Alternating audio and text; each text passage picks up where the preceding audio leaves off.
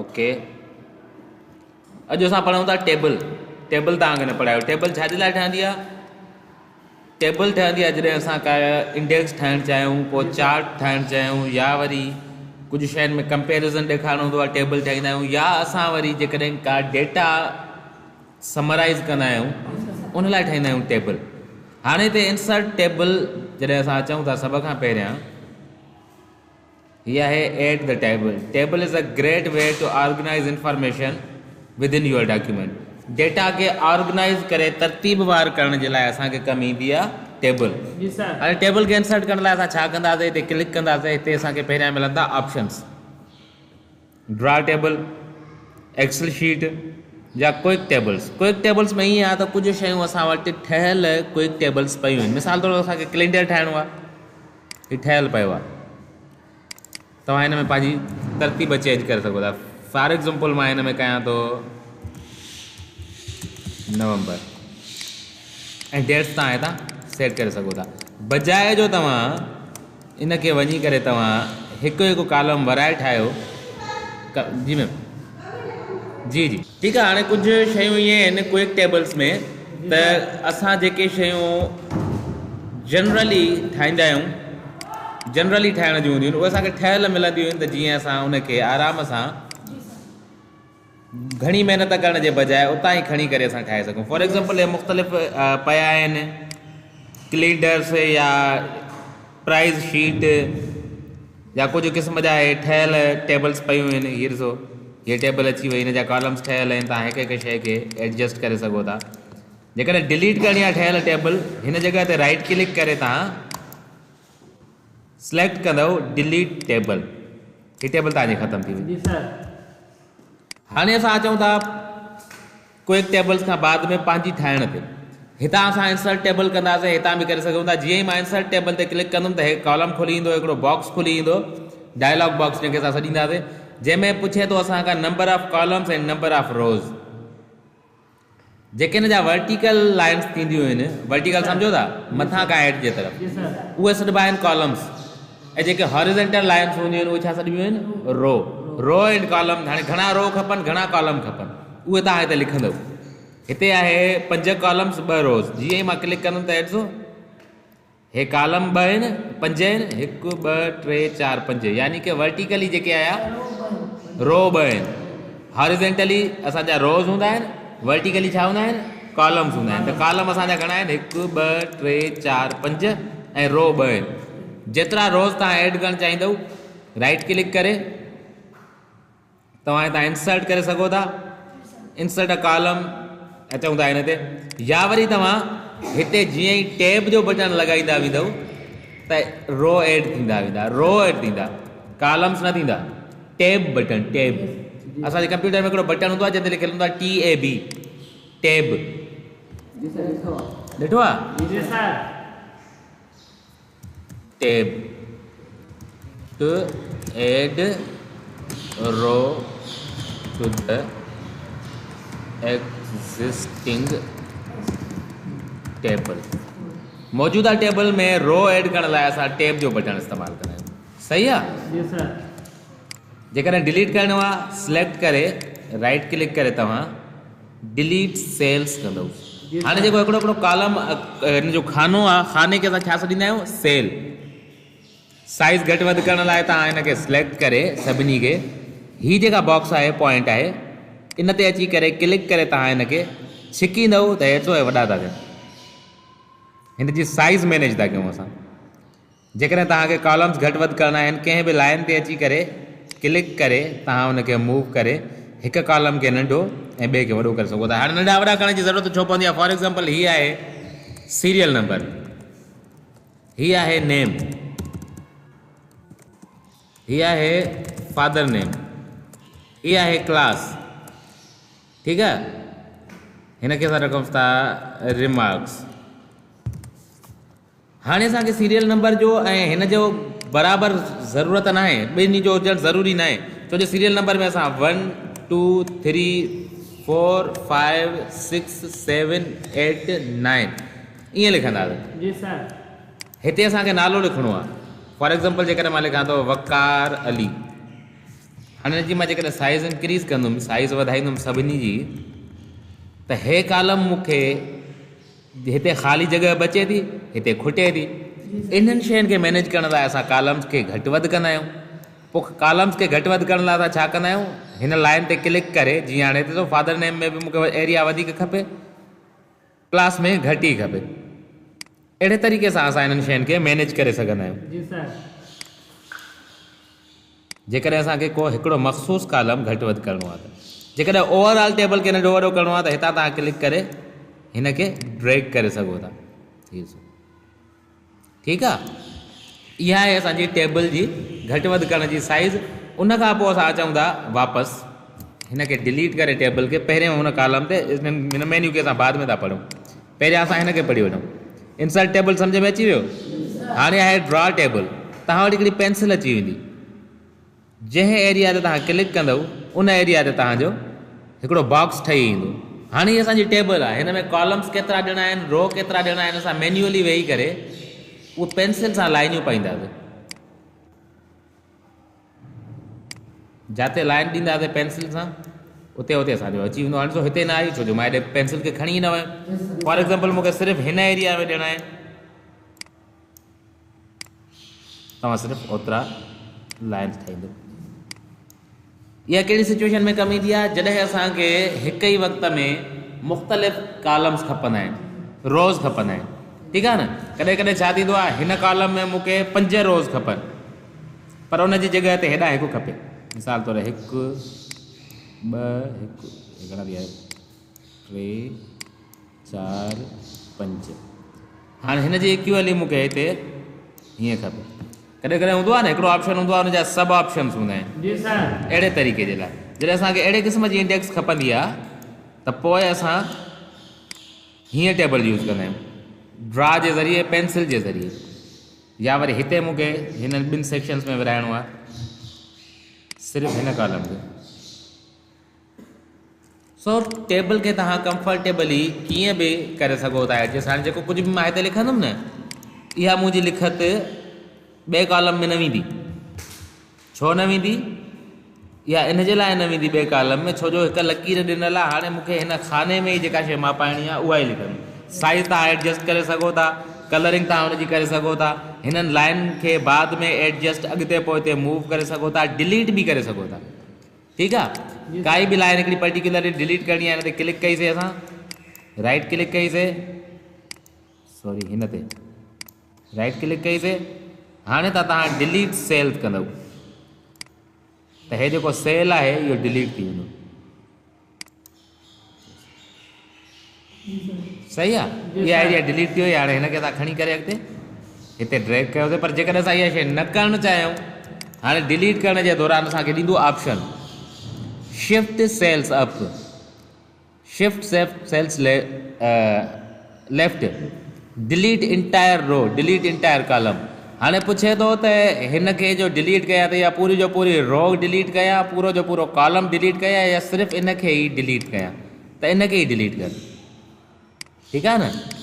इन खे डिलीट त कयां, पर इन खे डिलीट करण सां छा रिप्लेस कयां? बाबा जेको आहे हिन खे तूं ख़ाली छॾे ॾे, रिप्लेस कर न कर। अहिड़े तरीक़े सां मुख़्तलिफ़ ऑप्शन्स हूंदा आहिनि। हाणे जेकॾहिं मां हिन खे क्लिक करे डिलीट कंदुमि, डिलीट सेल्स ऐं इंटायर रो थो कयां, इहो त पूरी जो पूरी रो डिलीट थी वई।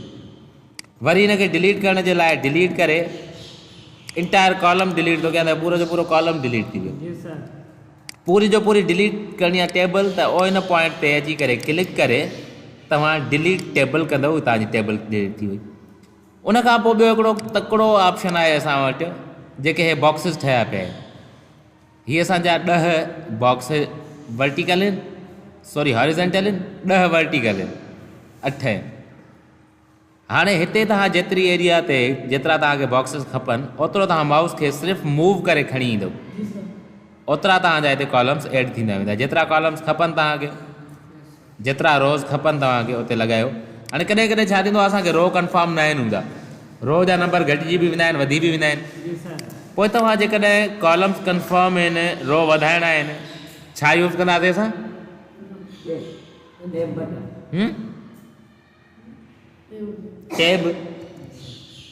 टैब हणंदा वेंदा त असांजा रोज़ वधंदा ईंदा। ठीक है न। असां जॾहिं रजिस्टर जा या कंहिं शइ जा नाला ऐड कंदा वेंदा आहियूं त पोइ छा थींदो आहे, नाला लिखण में कॾहिं कॾहिं असांखे कंफर्म न हूंदो आहे घणा नाला आहिनि, घटि हूंदा आहिनि, कॾहिं वधी वेंदा आहिनि। असां ऐड कंदा वेंदासीं, टैब सां वरी डिलीट करणा आहिनि, हिन सभिनी खे सिलेक्ट करे ऐं असां हिनखे कंदासीं डिलीट सेल्स। इहो ॾिसो डिलीट थी वियो। हाणे वरी छा करिणो आहे, हिन जाइ ते हे ॿई कॉलम मूंखे मिलाइणा आहिनि। इन्हनि ॿिन्ही जाइ ते मां चाहियां थो कॉलम हिकिड़ो अचे त मां इन्हनि ॿिन्ही खे सिलेक्ट करे छा कंदुमि, मर्ज सेल्स। मर्ज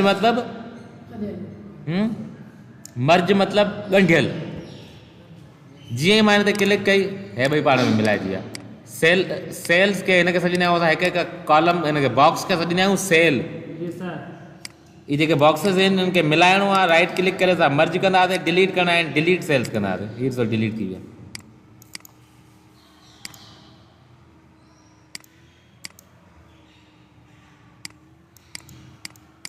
अहिड़े तरीक़े सां असां काई बि शइ डिलीट बि करे सघूं था, मर्ज बि करे सघूं था। सही आहे, सम्झ में अची वई। उन खां पोइ जॾहिं असां टेबल खे कयूं था, कोई बि कमु कयूं था टेबल ते, जीअं असां कंहिं बि शेप खे इंसर्ट कयूं पिया त असां वटि छा पियो अची वञे, शेप खे जॾहिं असां एडिट कयूं पिया कंहिं बि शेप खे, त शेप जी डिज़ाइनिंग जा ऑप्शन असां वटि फॉर्मेट अची पिया वञनि, ऐं फॉर्मेट जो टैब अची पियो वञे जिते असां हिनखे डेकोरेट पिया कयूं। सिमिलरली जॾहिं असां कंहिं टेबल खे डेकोरेट कंदासीं, टेबल ठाहींदासीं, उन जे लाइ बि असां वटि डेकोरेशन जा ऑप्शन डिज़ाइन में अची वेंदा। हिन जॻह ते डबल क्लिक कंदव तव्हां वटि अची विया। हाणे तव्हांखे पंहिंजी टेबल कहिड़े तरीक़े सां खपे, ही कुझु हुन जा ऑप्शन्स ऐं डिज़ाइन्स ठहियल पियूं आहिनि। हितां तव्हां हुनजो कलर पंहिंजी मर्ज़ीअ सां कस्टमाइज़ करे सघो था। मोर कलर्स खपनि, हितां जेको कलर तव्हांखे सुहिणो लॻे उहो कयो। इहो अची वियो, ठीकु आहे। इन तरीक़े सां तव्हां हिनखे सिलेक्ट करे सभिनी खे, हाणे जो कॉलम्स त आहिनि पर कॉलम्स जो असांखे बॉर्डर शो नथो थिए, छो जो हिन टेबल जी फॉर्मेट अहिड़ी आहे जेको असांखे हॉरिज़ॉन्टल कॉलम्स जे जेके डिवाइडर्स आहिनि उहे नज़र नथा अचनि। तव्हांखे चेंज करणी आहे, डबल क्लिक कयो, हीअ तव्हां वटि ॿिया ऑप्शन्स अची विया। हाणे जेका तव्हांखे डिज़ाइन वणे उहा तव्हां हितां खणो, नो कलर, जेका तव्हांखे हितां सम्झ में अचे, जेका तव्हांखे सुठी लॻे, जेका तव्हां रखणु चाहियो। काफ़ी सारियूं डिज़ाइन्स हिते पियूं आहिनि। हाणे हुन ठहियल डिज़ाइन जो तव्हां कलर बि चेंज करे सघो था ऐं तव्हां पूरो हुनखे कस्टमाइज़ करे सघो था। इहा आहे टेबल खे डेकोरेट करण जो तरीक़ेकार जेको तव्हां हितां आसानी सां करे सघो था। हिन में डेटा इनपुट करे सघो था ऐं डेटा इनपुट करण खां बाद में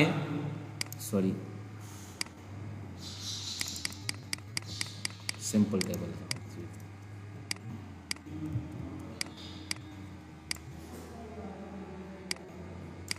डेटा इनपुट करण खां बाद में तव्हां हुनखे एडजस्ट उन ई तरीक़े सां कंदव जीअं आम टेक्स्ट खे कंदा आहियो।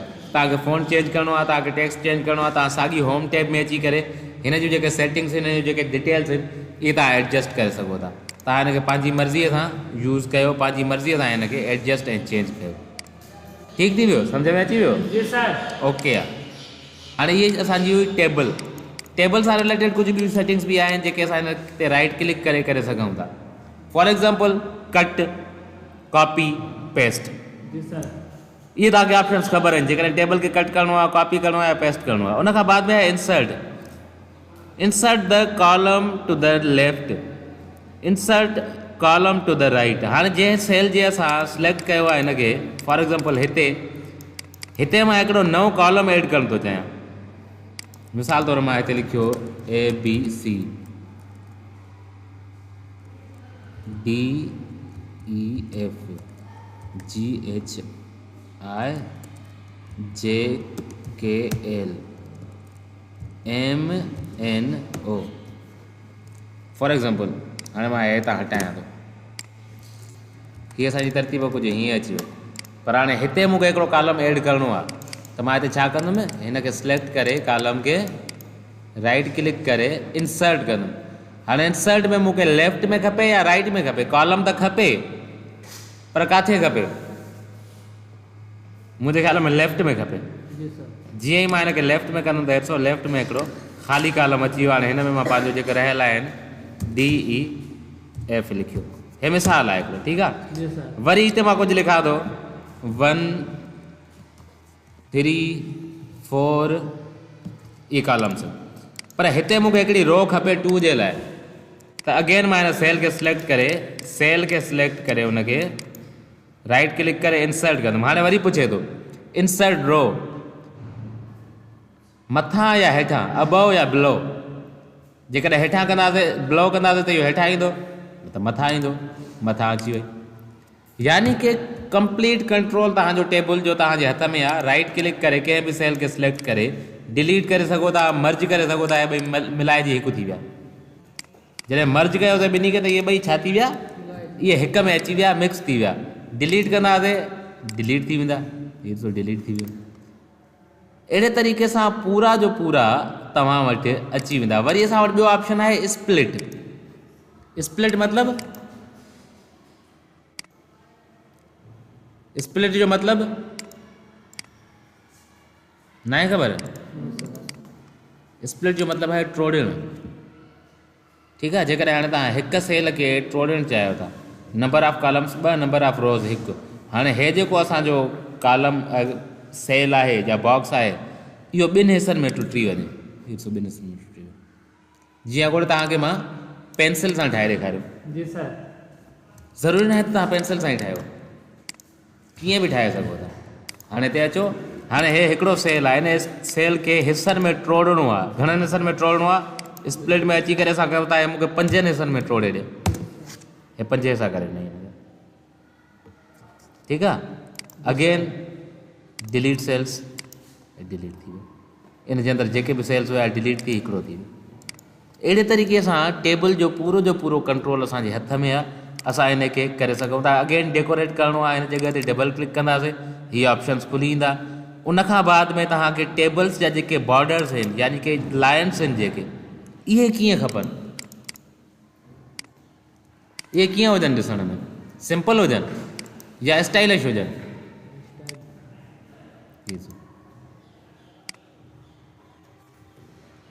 हाणे जेके लाइन्स जेके आहिनि हिन जूं, इहे स्टाइलिश बणिजी विया। कलर कहिड़ो खपे? कलर ई खपे। डॉटेड लाइन खपे, डैशिस खपनि, पॉइंटेड खपे। इहे ॾिसो, तव्हांखे जहिड़े तरीक़े जी एडजस्टमेंट खपंदी आहे तव्हांजी टेबल में, उहा थी वेंदी। अहिड़े तरीक़े सां तव्हां अट्रैक्टिव बि बणाए सघो था, बिगाड़े बि सघो था, तव्हां ते डिपेंड आहे, जीअं तव्हां करणु चाहियो त। पर छा आहे, मुकमल कंट्रोल असांजे हथ में आहे। मुकमल कंट्रोल यानी कि असां जीअं हिन खे चाहियूं, जाॾे चाहियूं हिन खे मूव करे सघूं था ऐं डिलीट करे सघूं था। At the end of day मूंखे नथी खपे, मां डिलीट कंदुमि। टेबल इंसर्ट करणु अची वई, डेकोरेट करणु अची वई, इहे तव्हांखे एक्सेल में वधीक कमु ईंदियूं शयूं। जेॾी महिल असां एक्सेल ॾे हलंदासीं उन टाइम इहे शयूं असांखे कमु अची वेंदियूं। ऐं सिंपल आहे एतिरो, हिन में को ॾुखियो कोन्हे। टेबल असां नॉर्मली जॾहिं यूज़ कंदा आहियूं त वधि में वधि असां हुन में छा कंदा आहियूं, या असां हुनखे प्लेन रखंदा आहियूं, या असांखे जेकॾहिं असांखे का डेकोरेशन खपंदी आहे त प्री डिफाइंड असां वटि एतिरा ऑप्शन्स पिया आहिनि जो असांखे वधीक जी ज़रूरत न पवंदी आहे। असां हितां कोई बि ऑप्शन सिलेक्ट करे उनखे खणी सघूं था। वधीक जेकॾहिं तव्हांखे नीड लॻे थी, यू आर फ्री, तव्हां पंहिंजी मर्ज़ीअ सां हितां का बि शइ खणी सघो था। बॉर्डर्स तव्हांखे कीअं खपनि, पॉइंटर्स, हे निशान हिननि जा कीअं हुजनि, हे ॾिसो चेंज थी वियो।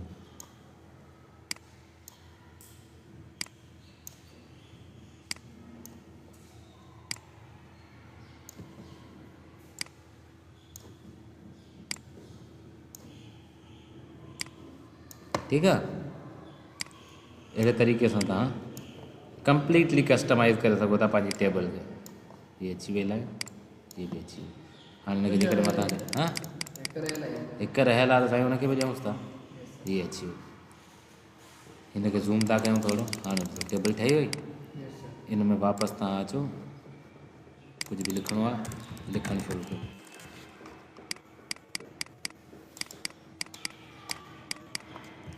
Time table period 1, period 2,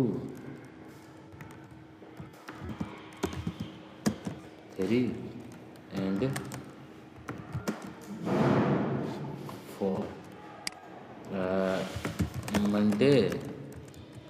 Tuesday, Wednesday, सही है स्पेलिंग? जी सर। Thursday, Friday. हाणे असांजो सैटरडे खुटी पियो, छा कंदासीं? सैटरडे खुटी पियो त राइट क्लिक करे असां हिते कंदासीं इंसर्ट। इंसर्ट छा कंदासीं असां?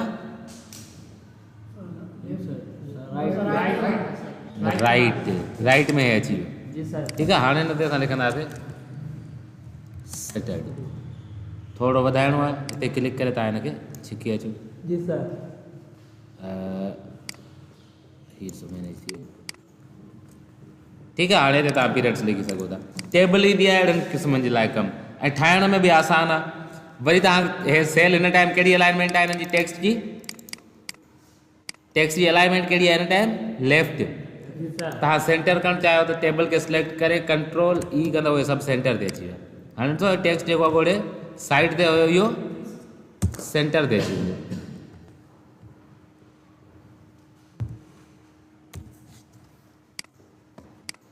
इहा आहे टेबल। टेबल ठाहिणी हुजे आसान तरीक़े सां तव्हां पुरसुकून थी करे ठाहे सघो। जी सर। काफ़ी आहे? जी सर। हाणे सुभाणे असां यानी कि नेक्स्ट पीरियड जेको असांजो लैब में हूंदो, हुन में असां छा कंदासीं? तव्हांखे टास्क ॾींदुमि मां, हिकिड़ो अहिड़ो किताब जो पेज ॾींदुमि जंहिंमें तस्वीरूं बि इम्पोर्ट करणी हूंदियूं, जंहिंमें हेडर फुटर बि इम्पोर्ट करणो हूंदो, जंहिंमें टेबल बि लॻाइणी हूंदी। जी सर। इहे सभई शयूं। इन विच में असां सुभाणे कुझु ॿिया ऑप्शन्स पढ़ंदासीं, जीअं स्टोर वग़ैरह शयूं थी वियूं, कमेंट्स, इहे सभु शयूं पढ़ंदासीं सुभाणे, जीअं तव्हां आसानीअ सां अॻिते हली सघो। जी सर। तस्वीरूं पंहिंजो हर शइ तव्हांखे ॾींदासीं।